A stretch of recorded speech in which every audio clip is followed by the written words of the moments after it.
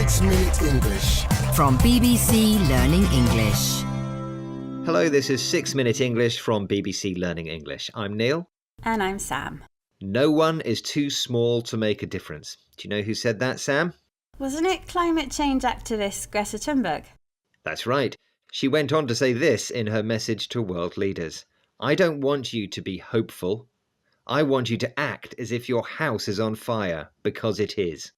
Her speech reflected the feelings of many young people around the world who think that not enough action is being taken on climate change.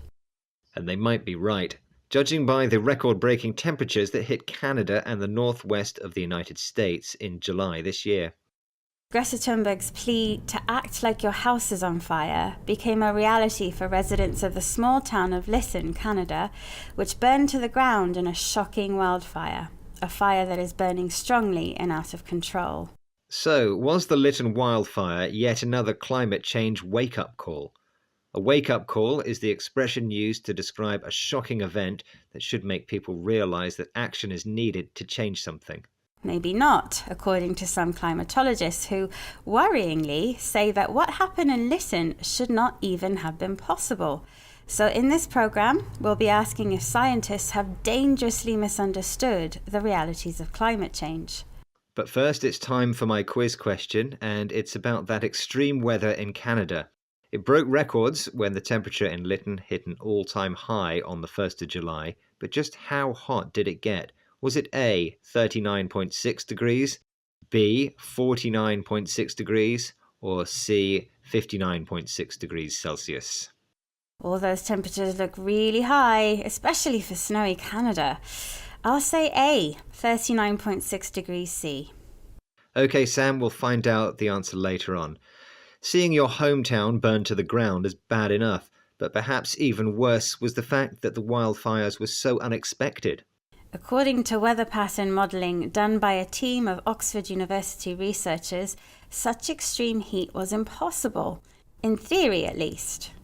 The research team was led by climatologist Gert-Jan van Oldenburg. Here he is in conversation with BBC World Service programme Science in Action.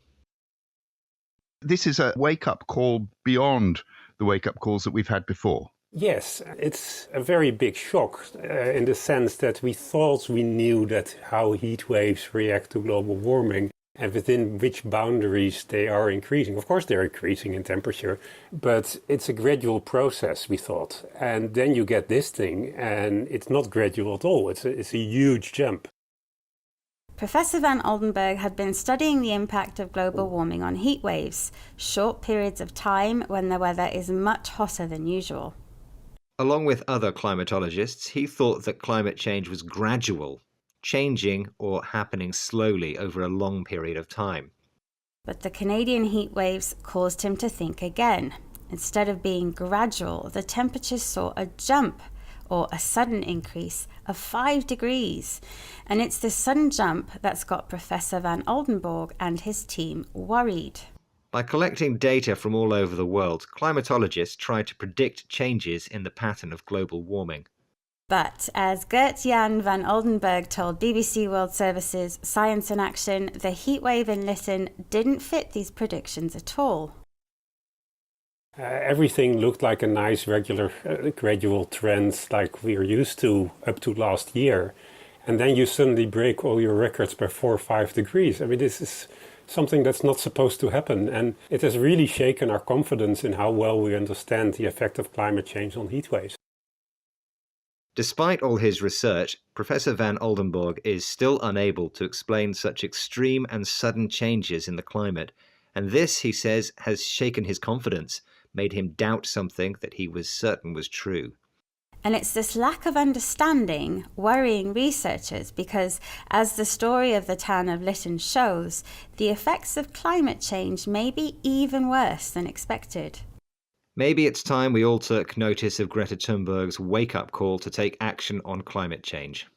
Especially if even cold northern countries like Canada, or Britain for that matter, can experience such extreme changes. Speaking of which, Neil, what was the answer to your quiz question? Yes, in my quiz question, I asked you exactly how high the temperature reached in the Canadian town of Lytton. What did you say, Sam? I thought it was A, 39.6 degrees Celsius. Was I right? Well, you were close, but in fact it got even hotter, actually reaching 49.6 degrees Celsius, the highest temperature ever recorded in Canada by at least 5 degrees. Phew, that is hot. Well, we'd better recap the vocabulary from this program because we might be hearing these words a lot more in the future.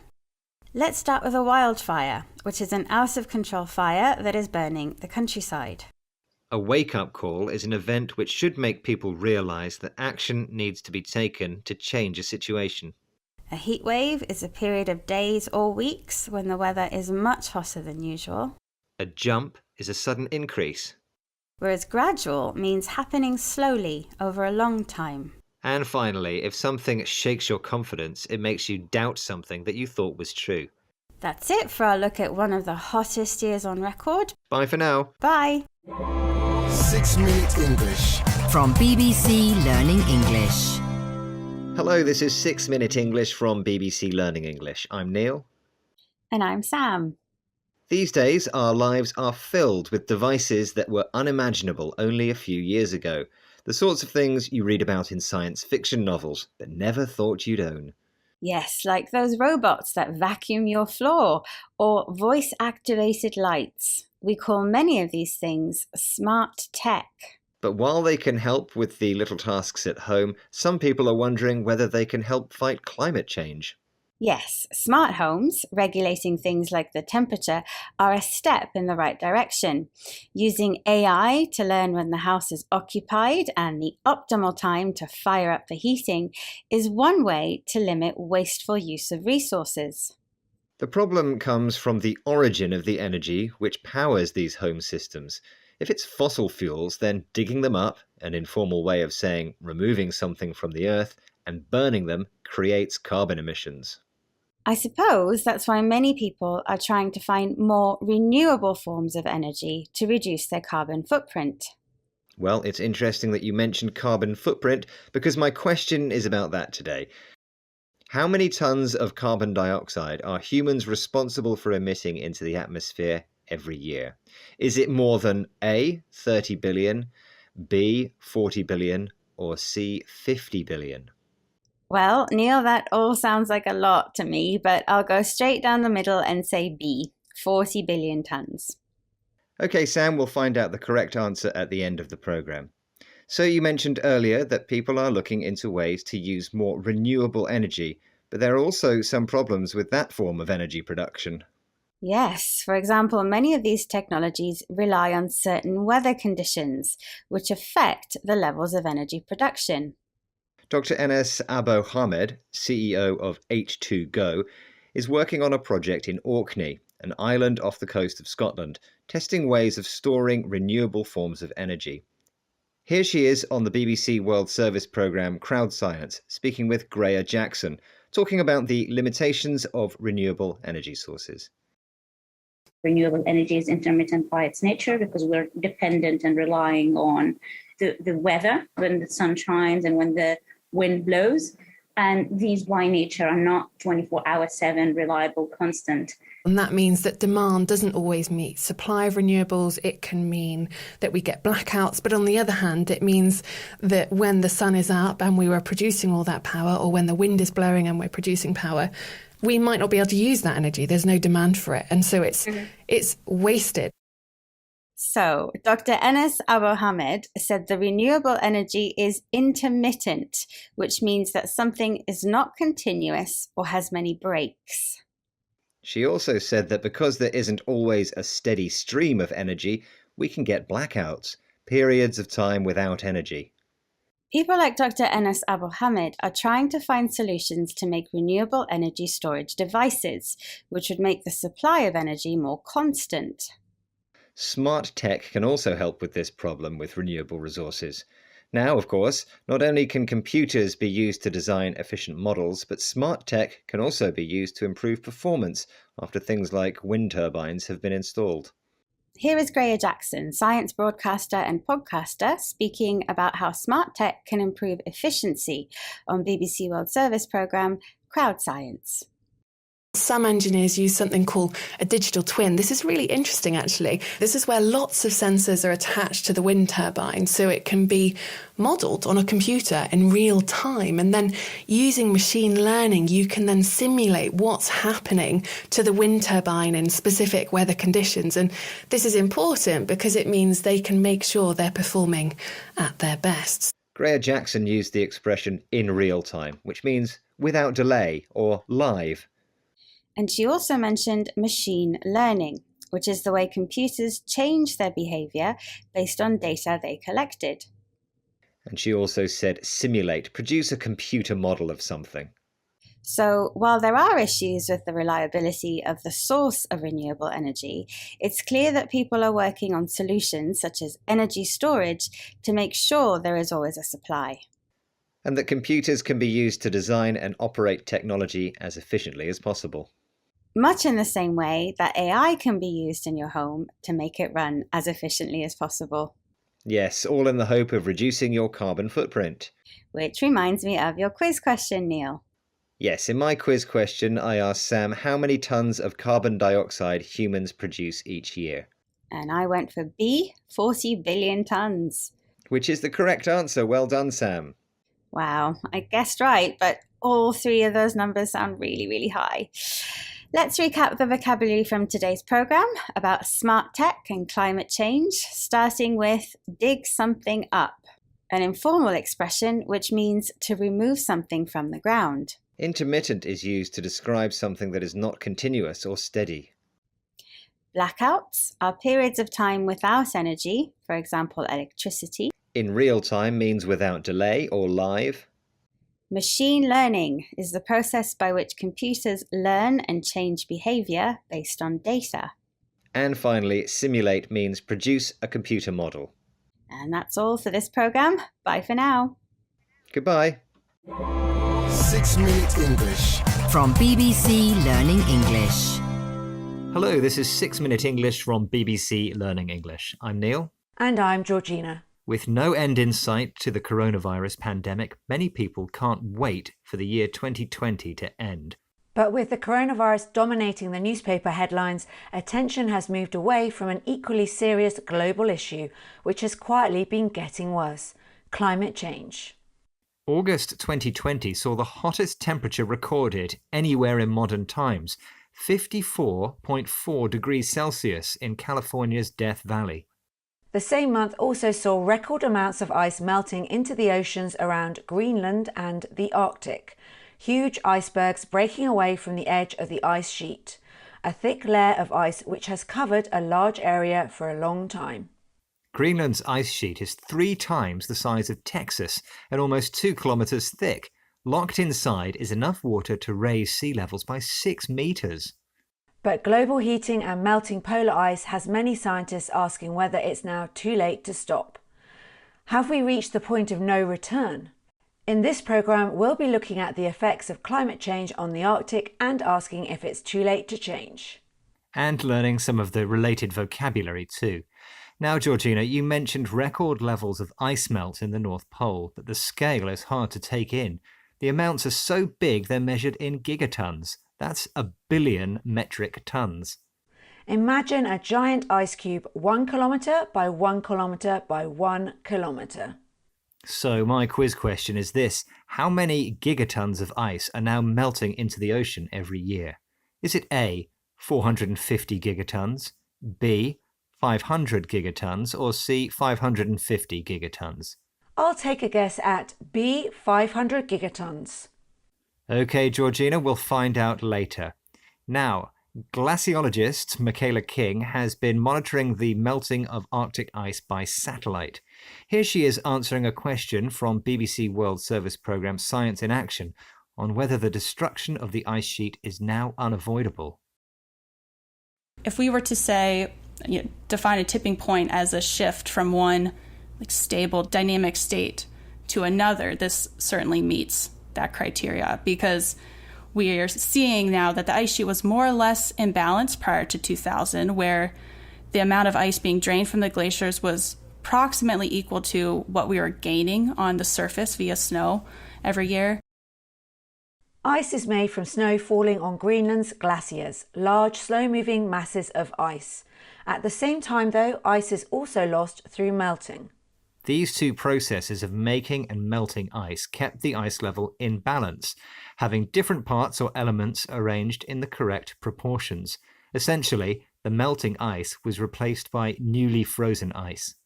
But now the glaciers are shrinking faster than new ice is being accumulated, and the situation may have reached a tipping point, the time at which a change or an effect cannot be stopped. So, does this mean that global heating and ice melting are now running automatically, separate from the amount of greenhouse gases humans are pumping into the atmosphere? And does that mean we should just give up on the planet? In fact, the situation is far from simple, as Michaela King explains here to BBC World Service programme Science in Action. We can definitely control the rate of mass loss, so it's definitely not a throw your hands up and just not do anything about, give up on the ice sheet kind of situation. That's certainly not the message I want to send. But it does seem likely that we will continue to lose mass. But of course, a slow rate of mass loss is highly preferred to large annual losses every year. Michaela thinks that changes in human activity can still slow the rate or speed at which something happens. In this case, the speed of Greenland's ice sheet melting. She's convinced it's not too late for collective action to save the planet, so it's not yet time to throw your hands up, an idiom meaning to show frustration and despair when a situation becomes so bad that you give up or submit.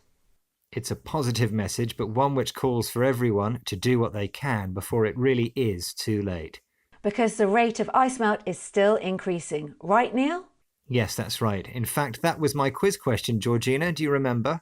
Yes, you asked me how many gigatons of Greenland's ice sheet are now melting every year. I said B, 500 gigatons. And you were correct. In fact, some of these giant ice cubes are like small towns, almost a kilometre tall. So there's still work to be done. In this programme, we've been looking at the rate or speed of ice melt in Greenland's ice sheet, the thick layer of ice covering a large area of the Arctic. Previously, the melting ice was replaced by newly formed ice on glaciers, large masses of slow-moving ice. This kept the Arctic in balance, having different elements arranged in proportion. But the effects of global heating have brought us close to a point of no return, called a tipping point, the time at which a change or an effect cannot be stopped. The situation is serious, but there's still time to take action and not simply throw your hands up. Show frustration and despair when you want to give up. That's all for this programme, but if you want to find out more about climate change and Greenland's ice sheets, search BBC's Science in Action website. And for more trending topics and useful vocabulary, remember to join us again soon at 6 Minute English. Bye for now. Goodbye. 6 Minute English. From BBC Learning English. Hello, this is 6 Minute English from BBC Learning English. I'm Neil. And I'm Rob.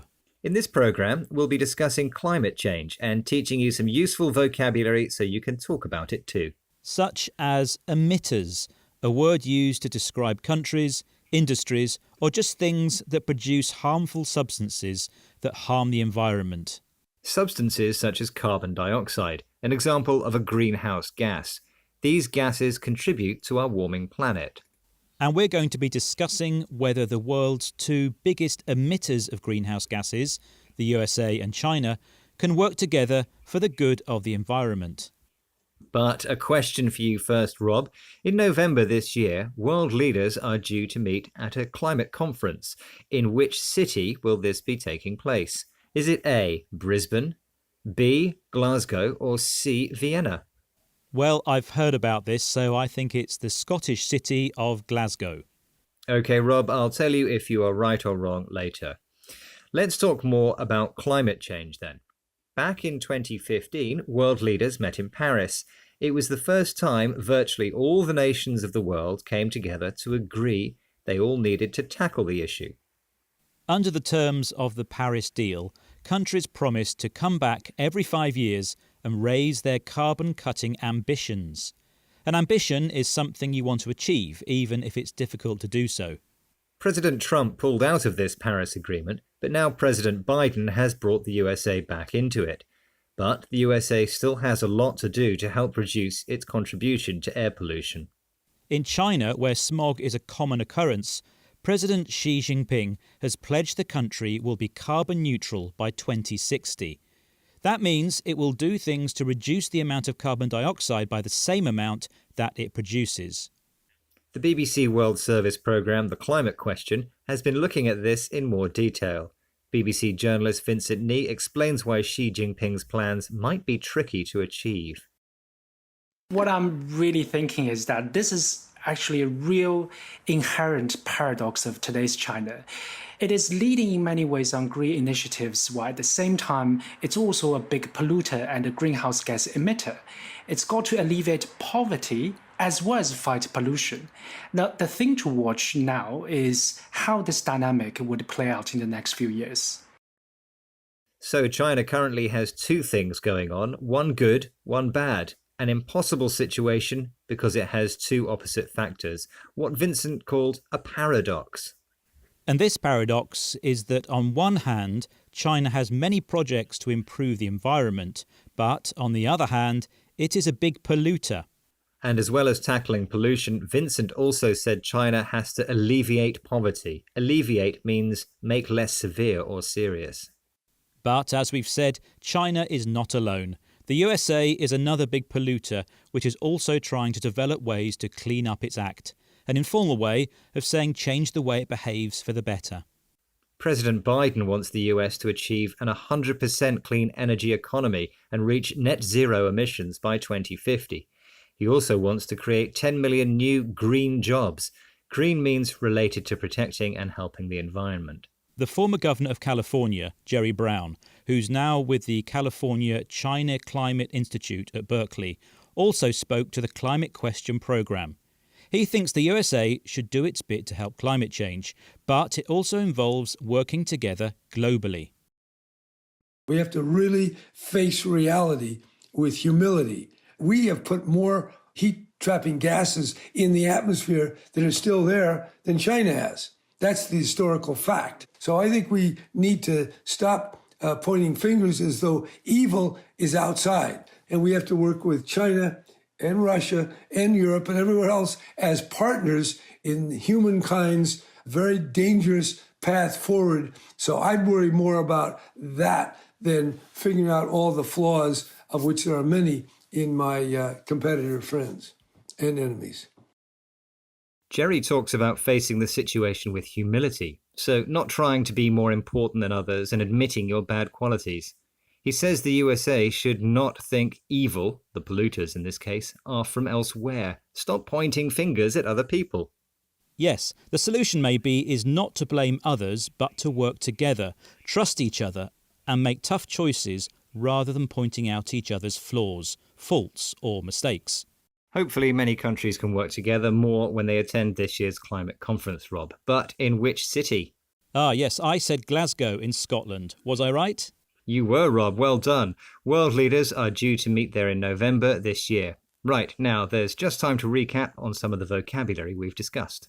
Yes, we talked about emitters, countries, industries, or just things that produce or emit harmful substances that harm the environment. Ambitions are things you want to achieve, even if they are difficult. A paradox is an impossible situation because it has two opposite factors.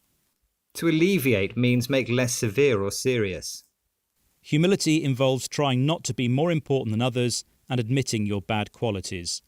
And flaws is another word for faults or mistakes. Well, hopefully there are no flaws in this programme. That's all for now, but we'll be back again soon to discuss more trending topics and vocabulary here at 6 Minute English. Goodbye for now. Bye. 6 Minute English. From BBC Learning English. Hello, I'm Rob and welcome to 6 Minute English, where today we're chatting about a pedestrian topic and 6 items of related vocabulary. Hello, I'm Neil. A pedestrian is someone who walks around rather than travelling by car or bus. But in Rob's sentence, he used the adjective, and in this context, it means dull or uninteresting. And of course, I was making a pun, Neil. Because of course, the show is going to be extremely interesting. It's about safety on the streets, and whether pedestrianisation is a good thing or not. Pedestrianisation means changing a street into an area that can only be used by pedestrians. Well, it sounds like a good idea. No traffic, less noise and air pollution, and no chance of getting knocked down by a car or a bus. There are plans to pedestrianise Oxford Street, which is one of the busiest shopping streets in London. That's right. The Mayor of London wants to tackle, or make an effort to deal with, air pollution in this very busy spot, where the amount of traffic is definitely a problem. In fact, can you tell me, Neil, what's the average speed of a bus travelling along Oxford Street?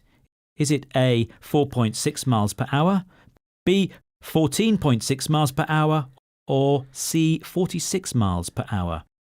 And I think it's 14.6 miles per hour. A sounds too slow and C sounds too fast. OK, we'll find out the answer later on. The problem is the traffic doesn't just disappear. You ban it from one area and it gets rerouted somewhere else. Ban means to say officially that something can't be done. And reroute means to change the direction you're travelling in order to reach a particular destination. That's true, Rob. It must be a big headache for city planners.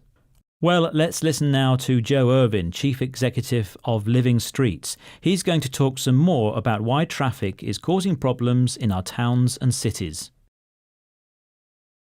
In 1970, we had 20 million cars in this country. Now we have over 30 million cars in such a short period. So that creates three big problems. One is space, because we've still got the same street structures in our towns and cities, causing congestion. It causes pollution, which people are concerned about more and more. And actually, it's kind of engineering walking and out of our lives, so we're actually not getting enough exercise, which is a cause of a health crisis. Smart cities are looking at pedestrianisation in Glasgow, in Birmingham, in London, for example, Manchester, as a way of not only making their cities better and more attractive, actually building their local economy. So Neil Irvin identifies three problems. The first is that our city streets have stayed the same while the number of cars on the roads has increased dramatically. That's right. And this has led to congestion on our roads. Congestion means too much traffic, making it hard to move. The second problem is pollution, which we mentioned earlier. Pollution is damage to the environment caused by releasing waste substances such as carbon dioxide into the air. And the third problem is that by travelling around on buses or in our cars, we aren't getting enough exercise. And we all know that's a bad thing. Would pedestrianisation engineer walking back into our lives, do you think? I'm not sure, Neil.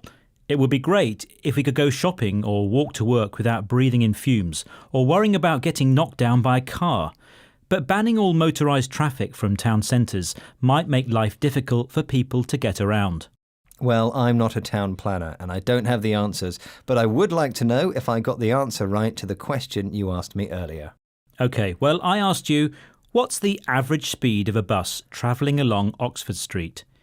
Is it A, 4.6 miles per hour, B, 14.6 miles per hour, or C, 46 miles per hour? And I said 14.6 miles per hour. And that's not slow enough, Neil, I'm afraid. The answer is actually 4.6 miles per hour. And we pedestrians walk at an average speed of 3.1 miles per hour, apparently. Oh, good to know. OK, shall we go over the words we learned today, Rob? Sure. The first one is pedestrian, a person who is walking, usually in an area where there's traffic. Sorry, you can't ride your bike here. The path is for pedestrians only. The adjective, this book is full of very pedestrian ideas. I wouldn't read it if I were you. I've crossed it off my list, Neil, thank you. OK, number 2 is to tackle something, which means to make an effort to deal with a difficult problem. For example, the government isn't really tackling the problem of air pollution. It needs to do much more. Very true. OK, ban means to say officially that something can't be done. The UK government will ban the sale of diesel and petrol cars from 2040. And number 4 is reroute, which means to change the direction you're travelling in. The council has rerouted all buses to avoid the town centre. Congestion is number 5, too much traffic, making it difficult to move. Road congestion always gets better in the summer when a lot of car drivers are on holiday. That's true, isn't it? London always seems emptier in July and August. Except for all the tourists walking around congesting the streets. Very funny. And finally, number 6 is pollution. which is damage to the environment caused by releasing waste substances such as carbon dioxide into the air or plastic into the sea. You can help reduce air pollution by walking to work every day instead of driving. You talking to me, Neil? I always walk to work. I know you do, Rob. You're an example to us all. OK, that's all we have time for today. But please don't forget to visit us via our Twitter, Facebook and YouTube pages. Goodbye. Bye-bye. 6 Minute English. From BBC Learning English.